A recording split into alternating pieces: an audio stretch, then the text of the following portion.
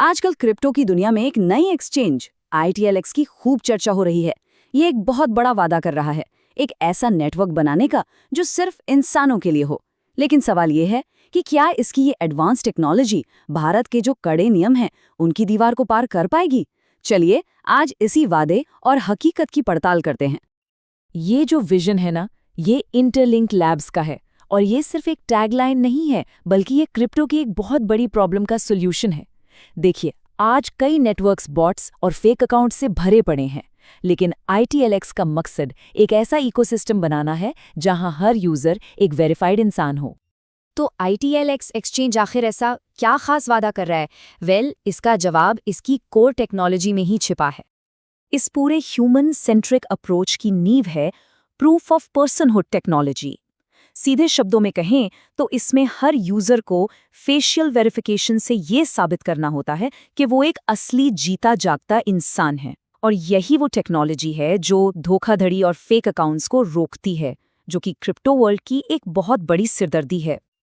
और इसी unique technology को लेकर ऑनलाइन काफी बज़ बना हुआ है। सोशल मीडिया पर इसके नवंबर 2025 में होने वाले लॉन्च की बातें जोर शोर से चल रही हैं। तो आखिर ITLX को कौन सी चीज खास बनाती है? चलिए इसकी टेक्नोलॉजी को थोड़ा और करीब से समझते हैं। इनका जो रोड मैप है वो काफी एम्बिशियस है। देखिए, ये लोग पहले ही 40 लाख वेरीफाइड यूजर्स का आंकड़ा पार कर चुके हैं। नवंबर 2025 में एक्सचेंज लॉन्च के बाद इनका अगला टारगेट है 2026 तक न्यूयॉर्क स्टॉक एक्सचेंज पर IPO लाना। ये वाकई एक बहुत बड़ा लक्ष्य है। टेक्निकली भी ये प्लेटफॉर्म काफी दमदार लगता है।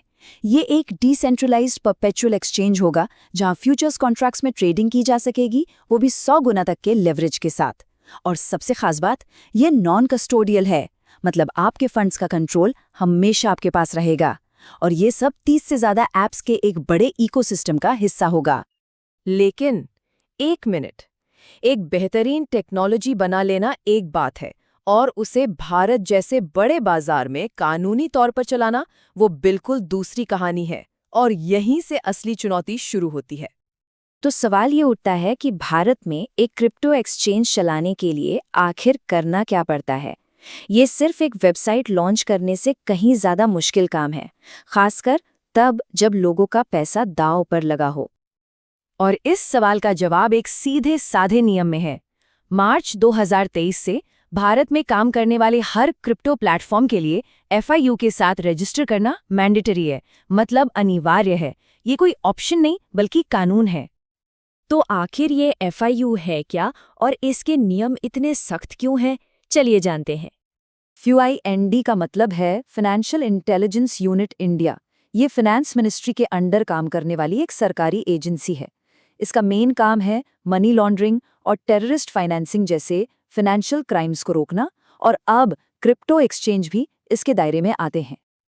और FIBIU के साथ रजिस्टर करने का प्रोसेस कोई बच्चों का खेल नहीं है।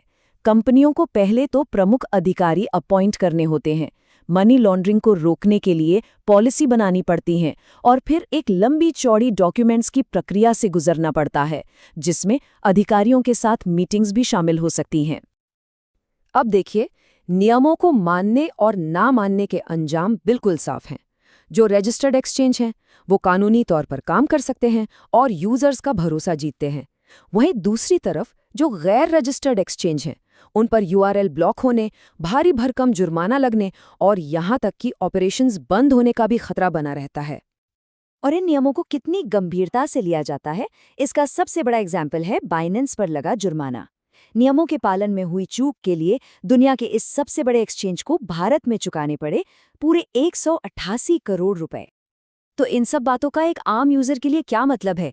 हम सबके लिए इसमें जानने वाली क्या बात है? देखिए, एक इन्वेस्टर होने के नाते कुछ बातें हमेशा ध्यान में रखनी चाहिए। सबसे पहली, कहीं भी इन्वेस्ट करने से पहले FIU की वेबसाइट पर एक्सचेंज का रजिस्ट्रेशन जरूर चेक कर लें। दूसरी, ये याद रखें कि जो भी एक्सचेंज इंडिया में है उसे 1% TDS जैसे टैक्स नियमों का पालन करना ही होगा। और आखिर में, कंपनी के लाइसेंसिंग स्टेटस को लेकर जो भी ऑफिशियल अपडेट्स आएं उन पर हमेशा नजर बनाए रखें। तो आखिर में हम सब उसी बड़े सवाल पर आकर रुक जाते हैं क्या ITLX जैसी नई और पावरफुल टेक्नोलॉजी भारत के इन जटिल नियमों को पार कर पाएगी, या फिर यहाँ इनोवेशन का भविष्य हमेशा रेगुलेशन ही तय करेगा? इसका जवाब तो अब वक्त ही बताएगा।